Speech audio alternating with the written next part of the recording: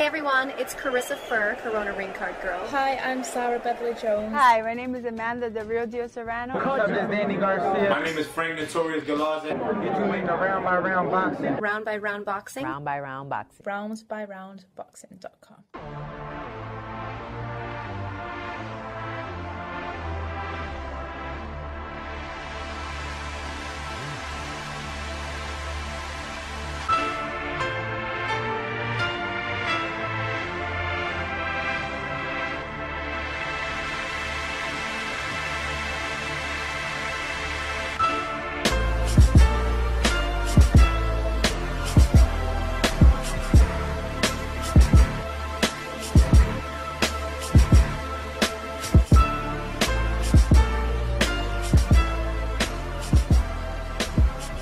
Welcome to the RBRBoxing Podcast, episode 12. Today is Wednesday, February 25th, 2015. I'm Alex Burgos, editor-in-chief of Round by Round Boxing. I'm joined by Juan, Lou, Alex.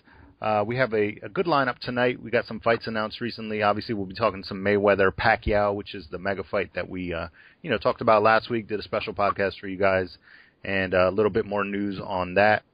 Let's start with Juan. The Mayweather-Pacquiao undercard seems to be taking shape. Jesse Hart and J. Leon Love, as well as Vasil Lomachenko and Simply Vedyeka. So, Juan, what do you think about this undercard, considering what they could have put on, which probably could have been a little bit worse? But how do you see those two fights leading up into the main event? Like I said, this is not something to write home about. You know, it's going to be an undercard that mainly this is going to be a pay-per-view. Strictly, you're buying for the main event. You know, gone are the days of those, early 90s, late 80s, super Don King promoted pay-per-views that had title fights upon title fights, Maurice Blocker, Simon Brown. You're not going to get those anymore. We know that. I mean, it would have been nice to get at least some compelling matchups here. But, unfortunately, we had to temper our expectations, and we knew we were going to get a watered-down undercard. As far as the fights themselves, if these do come to fruition, I guess they're okay. I don't really like J. Leon Love as a fighter. I mean, I guess that would be an interesting matchup in that, Jesse Hart, has some power. He hasn't really been tested if you look at his record. I mean, he's mainly fought limited opposition. Love does have a better opponent track record, but he's coming off a knockout loss. Sort of compelling in that way, I guess. But I'm not getting excited over it. And as far as the Lomachenko fight, sort of see that as a sort of stay busy fight for him. I'm not going to put too much stock into. Yeah, I would expect him to be able to showcase and look good in that fight. I mean, we did see Vedyeka. I mean, he did beat Chris John, but the Donaire fight was kind of an ugly fight. The undercard sort of is what it is. I'm not going to expect too much. I wasn't holding out big high hopes, so we'll just watch them and enjoy them for what they are. Right. Alex, what do you think? I know, in the podcast last week, you wanted to see Lomachenko, as did I, Lou, and a couple of the other guys. So Lomachenko looks like he's going to be on there against, for me, a decent opponent, former title holder. He lost it in a cheap way to Nonito Donaire, in my opinion. And then you also have J. Leon Love versus Jesse Hart. What do you think about those two matchups? Starting with Lomachenko, first off, just like everybody else, I wasn't expecting much on the undercard, and just having Lomachenko on it makes me happy personally. I think it's a great opportunity for Top Rank to showcase him, and I think Vedyeka is a good opponent for him to showcase his skills against. He's not a nobody, like Juan said before. He beat Chris John right at the end of John's career, and he's been in the ring with Nonito Donaire. So if any kind of casual fan wants to jump online and look him up, they're going to see a couple names on his resume. As far as the money team or Mayweather Promotions, we talked about this last week. None of us were too excited about any of the matchups they could have possibly made. And then when I heard actually from you this afternoon that this was the fight they were going to make, it actually kind of intrigued me a little bit because there's a little bit of drama here in this fight. You got a little bit of a Mayweather Promotions versus Top Rank battle going on here. Obviously, Love is with Mayweather Promotions and Jesse Hart fights on Top Rank. So there's a little bit of drama here, and Love's coming off a loss, embarrassing knockout loss. And Jesse Hart's coming up, and he's going to be looking for a win against somebody with some sort of name. And I think a win over J. Leon Love would be a good little good little a boost to an even bigger fight. So overall I'm pretty okay with this undercard. Lou, what are your thoughts on each matchup? Yeah, I remember Bob Arum made the infamous statement before about how nobody cares about the undercard. And in this instance, it's true.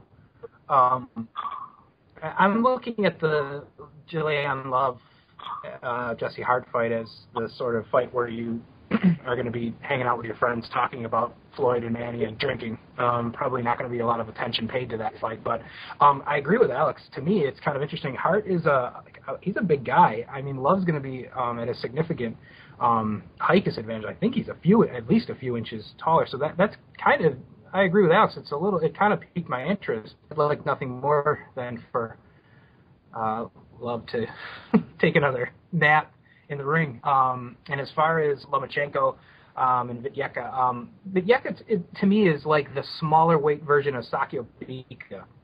He's a pretty tough dude, and he might get in there and try to, cram his skull into Loma's nose or something. And I think it's actually kind of an interesting fight because he's not going anywhere. He's not going to be dancing or doing anything. He's going to come right forward, and I think it's an ideal opportunity for Lomachenko to look really good against a tough dude, a guy that might be able to give him some rounds, and then a guy who might be able to spectacularly knock out in front of a huge pay-per-view audience. So to me, while the matchups aren't scintillating, nobody was expecting that. I think for what we're getting here, it's pretty good.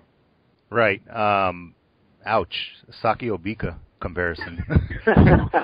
Nobody wants that under their under their name. But I agree with you guys. I mean, I like the Hart-Love matchup. I think they could have paired Jalen Love with a cupcake, and Jesse Hart's an up-and-comer, but, he seems like he's got the goods. So, coming off a knockout loss, that's a tough fight for Jalen Love. I just feel like we could have gotten a lot worse. So, the Lomachenko fight, he's fun to watch just in general. So regardless of who he's with, that'll be fun to watch. But, they're both going to be fillers, obviously, just leading up to the main event. Considering what we could have gotten and what we talked about last week, I'm not going to complain. They're two decent fights. And one of our writers, Vladimir Leak, he has an interview with Jesse Hart scheduled for tomorrow. So the word from Hart's camp that we got today was that indeed is the fight that is going to be made. So I know a lot of us were kind of wondering, hey, how's this going to work? It's another top-rank Mayweather Promotions fight, and maybe didn't seem realistic, but according to Team Hart, that's what's going to happen. So we'll look for a confirmation, I guess, coming up soon, and in March when they do the press tour. So moving on, though, we do have one fight that was confirmed yesterday officially after rumblings and talk and trying to find a venue for it, which is Lucas Matthysse against Ruslan Provodnikov. It's going to be, a toe-to-toe bloodbath. It's going to be just a phenomenal head-to-head matchup, and it's one that, if you asked most boxing fans, hey, what's one fight you'd want to see, a lot of people would probably name this in the top 3 fights, and we're getting it on HBO, and it's going to be in Verona, New York at the Turning Stone Casino with a ridiculous price tag for ringside seats of $75, which has all of us salivating who are in the near vicinity to be able to go to that fight. So let's talk a little bit about this matchup, how the fighters stack up. They're both come-forward guys. They have substantial power and can take a punch. So, Alex, starting with you, how do you see this matchup, and who do you think is the favorite? Well, first off, I want to say, after Provodnikov was robbed by Algeria, and I think he was robbed by the judges. I went on and said, I feel really bad for the next person who gets in the ring with Ruslan Provodnikov on HBO because he's really going to go out there looking for blood. And at the time, obviously, I didn't know it was going to be Lucas Matthysse, who's also a very good fighter, but I'm definitely sticking to my guns here because I feel like a lot of people who are leaning towards Lucas in this fight have this attitude that he can box a little bit more than Ruslan. Ruslan's very one-dimensional. And Matthysse can box a little bit. I just don't think he can box enough to avoid a war. And I think maybe early he'll try to move a little bit, but I think eventually this thing is just going to blow up. And I think Ruslan's just a tougher guy. He's the harder guy. I think he can take a punch better. I mean, I'm going to take the line that everybody's thinking right now. We've seen Matthysse hurt. We've seen Matthysse down. Most recently in Danny Garcia fight and against John Molina Jr. So, I mean, as of right now, I see it being a war, and I just see in Ruslan being one who's just a little crazier. And when the dust settles, I think he's going to be the one who's still on his feet. Juan, who do you like in this matchup, and how does it end? Yeah, this is one fight that I'm still on the fence on. I just don't know. I think it could possibly go either way. I mean, this is obviously going to be a really exciting war. These guys have had so many wars that, who knows how much they've left in the ring in some of these bouts before. So, I mean, it's just going to be an all-out war. I think, like Alex was saying, I give the slight edge to Provodnikov. Matthysse was kind of made to seem like this indestructible force, but we saw Danny was able to do stuff with him. We saw the Molina fight, which was a great fight of the year candidate. He looked mortal there. Obviously, Provodnikov is no cutie. He's there to be hit as well. And what can we take out of the last fight that he actually let Jose Luis Castillo actually go 5 rounds? Maybe he was just giving the fans in Russia, a little bit of their money's worth before he put him to nap.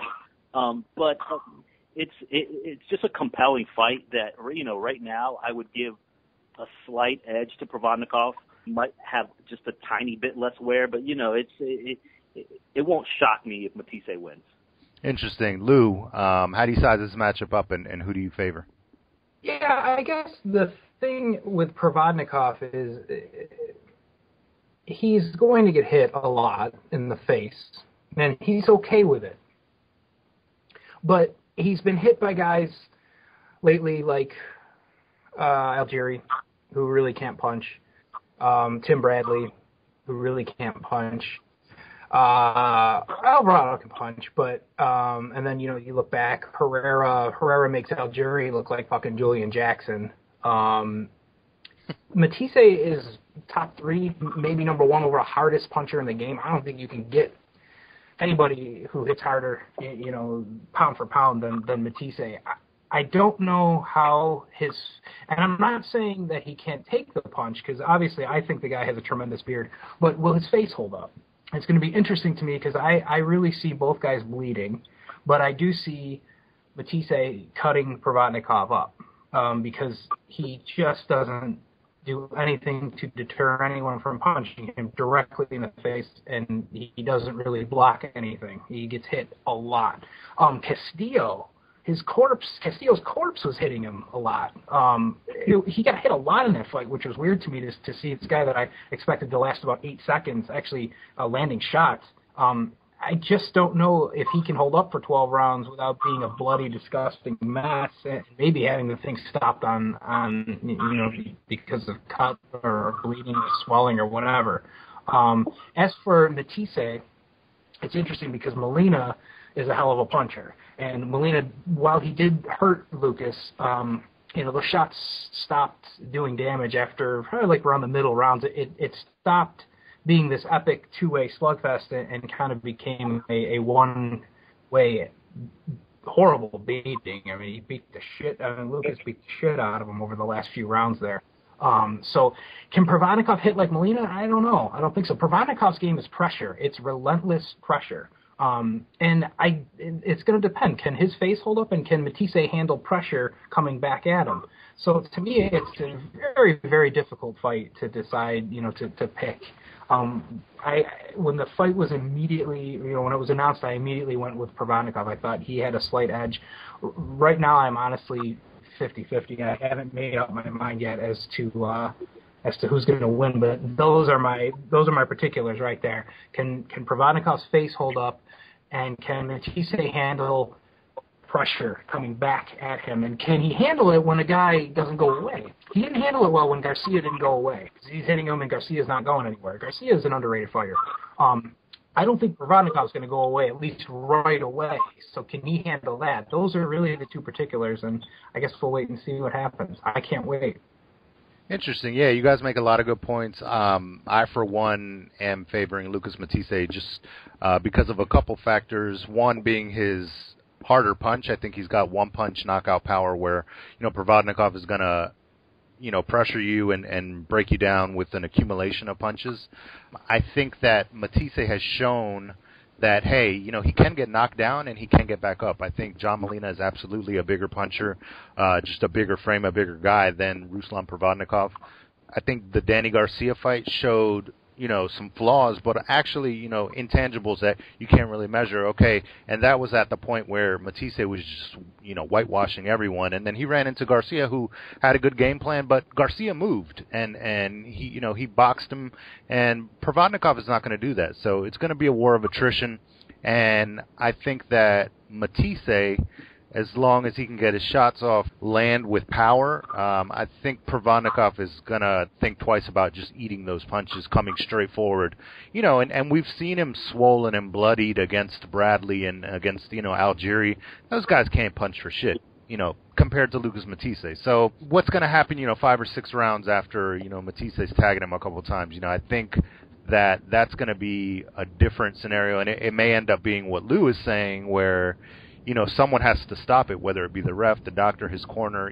He's probably not going to, throw in the towel. You can't really imagine that. But, hey, he could get knocked out just, for walking in and taking all these punches. But I think this thing, you don't want to get too excited, but this thing could be legendary. I mean, if you think of two guys that are, just perfect for each other, I don't know who else in boxing that you can just match up and say, this fight has no chance of being boring and all the chance in the world of being one of the best fights you'll ever see.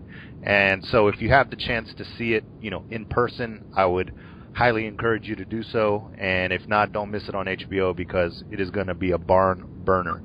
And it'll be exciting to break it down as the days get closer to the fight. So we'll definitely be doing that. But moving forward, let's talk a little bit about Triple G, Gennady Golovkin's performance this past Saturday night on HBO, and how he performed against a tough as nails Martin Murray. Juan, what do you think about Martin Murray's performance, his toughness, and also Gennady Golovkin dealing with an opponent that didn't welt, after 2 to 3 rounds? I think it was an entertaining fight. It kind of played out the way at least I expected it to. I mean, we all knew coming in Murray was a tough kid. He was going to take punishment, and, he wasn't going to quit. He didn't seem like the guy that was going to go in there and just sort of lay down, sort of like Rubio did. So for the fans, it was a good fight to see, Triple G, somebody sort of look him in the eye, and even though he didn't have much firepower to come back with, sort of make Triple G think and work in there a little bit more than he has lately. But the interesting thing is, as far as Murray for his career, it might not have been as good. I told you, I'm sort of hesitant when when you're sort of claim to fame as you're tough as nails, you got big heart. That doesn't bode well sometimes when you don't have the firepower or the boxing ability to maybe be able to neutralize a Triple G. So I thought they could have pulled the plug anywhere between, as early as the 7th round. You could kind of start to see the writing on the wall there. I mean, you also do want to give your guy a chance. Golovkin, reacted like a pound-for-pound titleist should. I mean, he didn't get discouraged. Murray was in there, throwing some punches. He tried to work the body, which was good for, which was a good plan for him. But Golovkin showed that he can adapt in the ring and wasn't going to be discouraged and stuck to his plan and just, methodically broke down Murray, which is kind of what we thought was going to happen. At least I didn't see, one-punch KO coming. Murray's a tough kid. And hopefully he'll be able to continue his career without too much the worse for wear. But I mean, it was classic Golovkin, and we just want to see him in there with some bigger and better fighters on down the line. Right, good points. Lou, you wrote an article talking about the fight. Talk a little bit about the points that you made and what you thought of Murray and Golovkin. Well, first I want to bring up Gennady. When I was younger, the reason I got into boxing was I happened to catch a Roy Jones fight when I was about 12. And from then on I was hooked, just because of what he was able to do to guys, just the style he had and what he was able to do. He made it so fun to watch, and I watched him throughout my youth. Just I was addicted from then on out. There's a few guys that I've enjoyed that way. Pacquiao's one of them when he was in his heyday, just crushing guys. Mayweather in the late 90s, just watching him defensively, just a specimen, just absolutely spectacular. Gennady Golovkin is there. I don't know. I mean, there's a lot of people say, oh, he didn't, he doesn't have that superstar fighter on his resume. I love watching that guy, and to see him have to put it in rounds, it was so enjoyable as a boxing fan. I mean, watching him ply his craft. The guy is special. Everything he does, I mean, it's deliberate, but it's not so deliberate that the other guy, can kind of work his game plan. And he is so calm. He throws every punch brilliantly. He adapts spectacularly. He's not some brawler who can punch well, and a defensive fighter is going to be able to figure him out. I don't think that's the case with Gennady Golovkin. I think he is spectacular. He is a pound for pound fighter. He does everything really well. Some guys say, yeah, he gets hit. Well, yeah, it's boxing. You're going to get hit. He's not Mayweather. Everyone gets hit. And to me, he was getting hit almost intentionally. And I wrote about this where there was a point when he let Murray's landing punches, and Golovkin is sitting there just watching him, waiting for him to turn a certain way so he can catch him with a body shot. I mean, it was fantastic to me. Murray, he's a tough guy. People talk about, I'm pretty harsh on a lot of referees, and because it's funny for me, and a lot of them suck. But Luis Pavone, I think that's his name. I think he did a great job. I'm going to say that the stoppage was great. I think he saw the writing on the wall, which was his corner was just going to let him die. So I think the stoppage was fantastic. It could have come earlier, but I think it was great of him to pick up on the fact that his corner wasn't going to help him. He obviously wasn't going to quit. And so to me, he made a great call stopping it when he did. Murray's got some balls, man. The guy's a tough dude. I don't know how much this took out of him. Hopefully not a lot, because like Juan said, I think it'd be interesting to watch. I think this guy could give a lot of middleweights some trouble. He did to Sergio.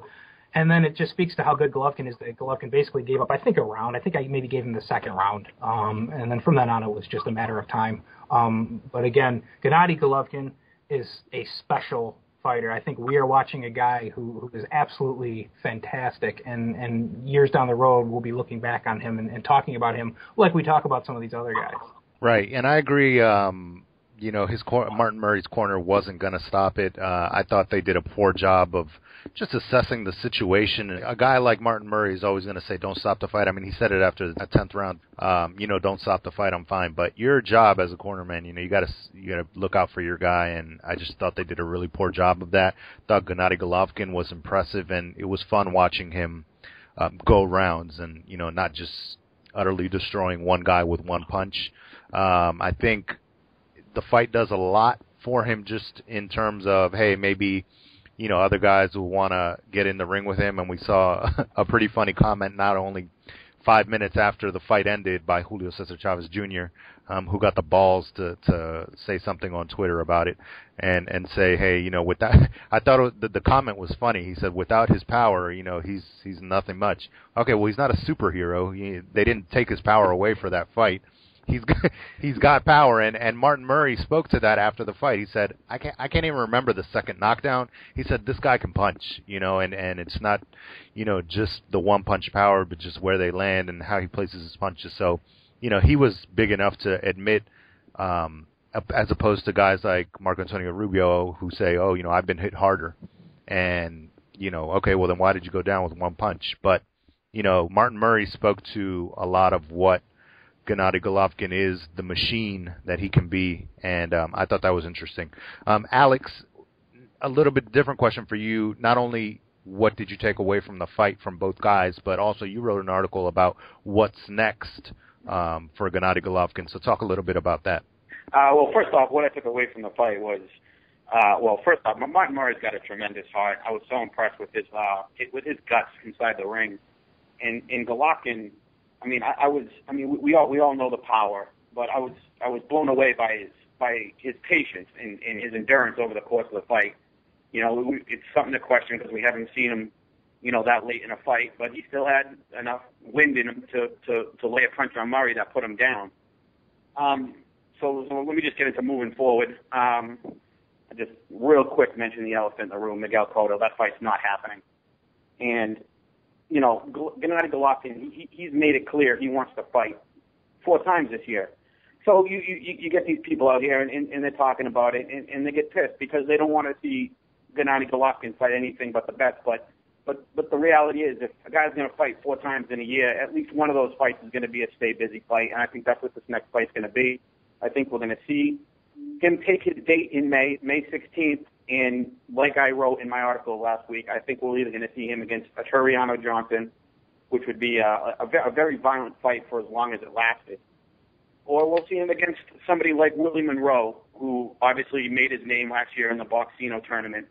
And I think that fight right there could be very interesting because Willie Monroe, he's a very slick, young defensive fighter, and I think it's the kind of opponent that once again could go some rounds with Golovkin. I don't think he stands a chance to beat him, but I think he's long and he's defensive minded, and unlike Martin Murray, he's very athletic. So even though Murray was big and he had a reach, he was just very lumbering. You know, he couldn't get out of his own way really. He couldn't avoid being put into corners and put on the ropes. Where I feel like a guy like Willie Monroe could really, really move. So something like that, a fight against Turiano Johnson, a fight against Willie Monroe. I think either one of those fights would be pretty good, entertaining, stay busy fights for him moving forward. And just I want to touch on one more point, something that Lou said about how Golovkin has become the guy you want to see fight, and I agree 100%. We finally get Mayweather-Pacquiao, and who knows if we'll get a rematch, but I kind of feel like that's going to be kind of the climax of their career. And depending on who they fight afterwards, I don't know how interested I'll be in buying their pay-per-views, but I will pay for Gennady Golovkin right now. I'm ready to pay to watch that guy fight every single time. So I think out of anybody who's in boxing today, he's the one who I'm ready to adopt as the guy who I pay to fight. I pay to watch every time he fights. Right, great points. Yeah, I agree. I'm with you guys, and I would pay right now pay-per-view money to watch him fight. It'll be interesting to see what happens in May for Gennady Golovkin, but we were all impressed this past Saturday.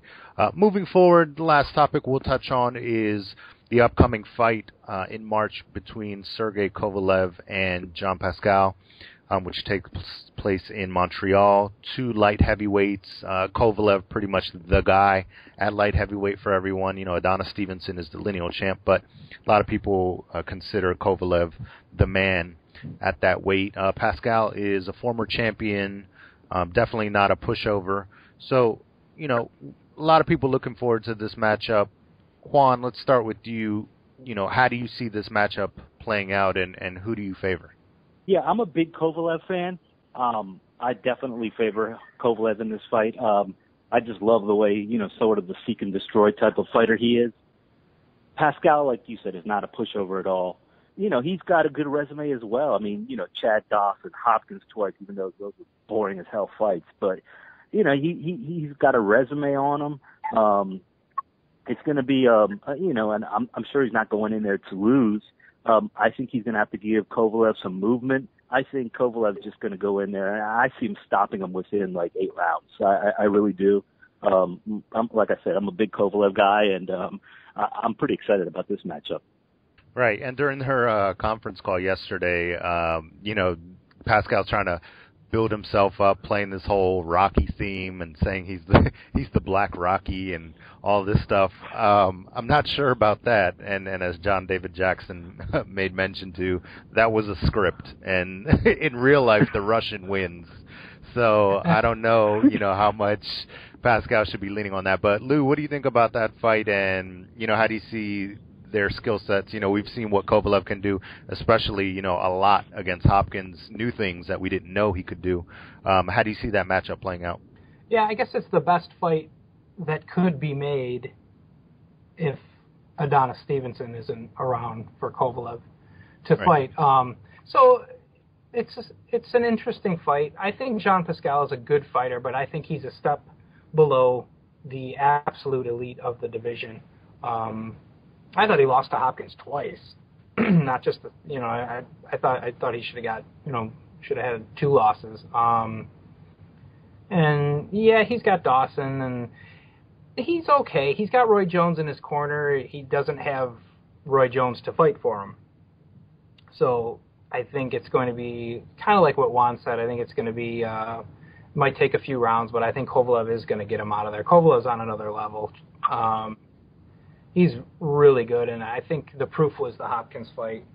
Nobody's sitting here saying Hopkins grew old overnight. I think it was more just Kovalev's that good. And I can't see a game plan that Pascal could bring to the ring that would stop Kovalev from winning the fight. Is he going to outbox him? I don't think so. I don't think he's going to outbox him. He's certainly not going to bang with him because he'll go to sleep. So I think no matter what he does, Kovalev is right now on another planet. He's another fighter that is just so fun to watch. And I'm looking... It might go into the late rounds. It might even go the distance, but I don't think it's going to be remotely close. I think Kovalev's going to win going away. Alex, what do you think about this fight, and who do you favor? I favor Kovalev, but unlike these guys, I'm giving this fight a little bit more of a chance to go the distance.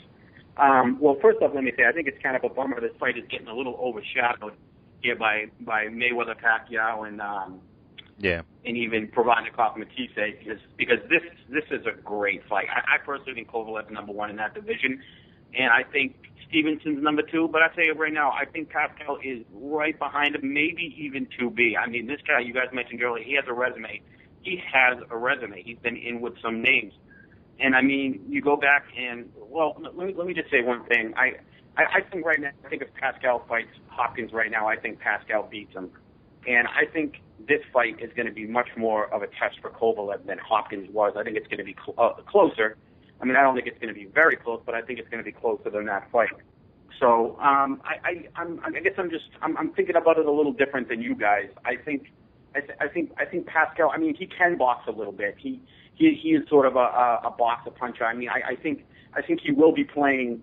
I think he will be on his horse a little bit. He's athletic. He can move.